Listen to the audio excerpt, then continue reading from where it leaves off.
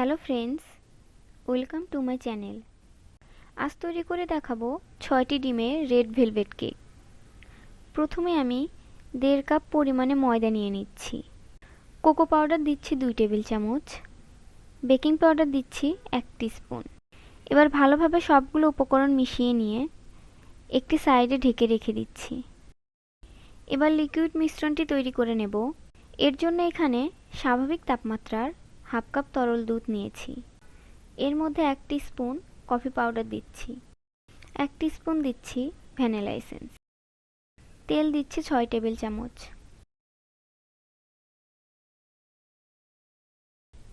আরও দিচ্ছি 2 টেবিল চামচ রেডম্যানের রেড ফুড কালার। এবার সবগুলো উপকরণ মিশিয়ে নিচ্ছি।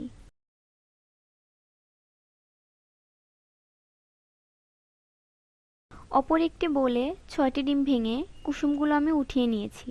লো স্পিডে বিট করে নিচ্ছি।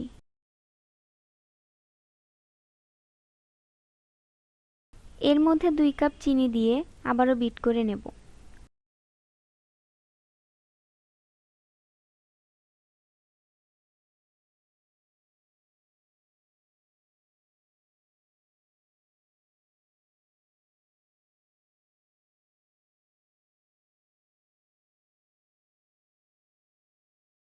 যখন চিনির দানাগুলো গলে যাবে তখন বুঝতে হবে মিশ্রণটি পারফেক্ট হয়েছে। ঠিক এই পর্যায়ে কুসুমগুলো দিয়ে আবারও কিছুক্ষণ বিট করে নেব।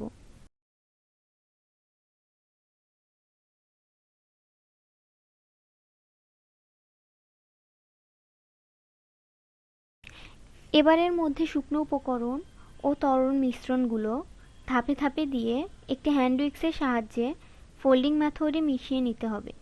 এভাবে মিশিয়ে নিলে ব্যাটারের মধ্যে দলা পাকিয়ে থাকবে না। খুবই আলতো হাতে এই কাজটি করতে হবে।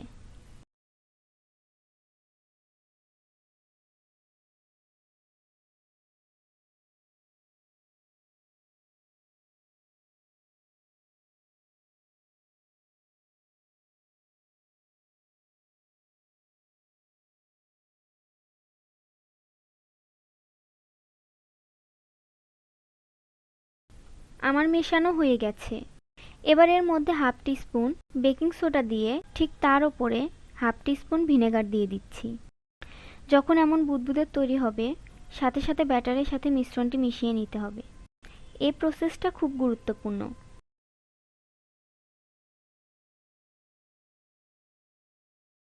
এই কেকটা আমি ননস্টিক প্যানে তৈরি করব।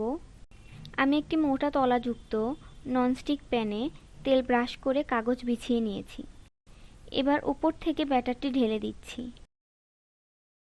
ঢাকনার ছিদ্র বন্ধ করে ঢেকে দিচ্ছি। চুলার লো আঁচে 40 থেকে 45 মিনিট বেক করে নেব। কেকটিকে নামিয়ে ঠান্ডা করে নিয়েছি। এখন একটি ব্রেড নাইফের সাহায্যে 3 ভাগে কেকটিকে ভাগ করে নিচ্ছি।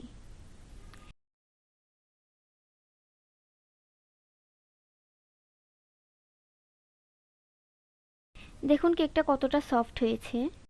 এই কেকটা আমি পরবর্তী ভিডিওতে ডেকোরেশন করে দেখাবো। আমার আজকের ভিডিওটি যদি আপনাদের ভালো লেগে থাকে তবে আমার চ্যানেলটি সাবস্ক্রাইব করুন এবং আমার পাশে থাকুন। ধন্যবাদ।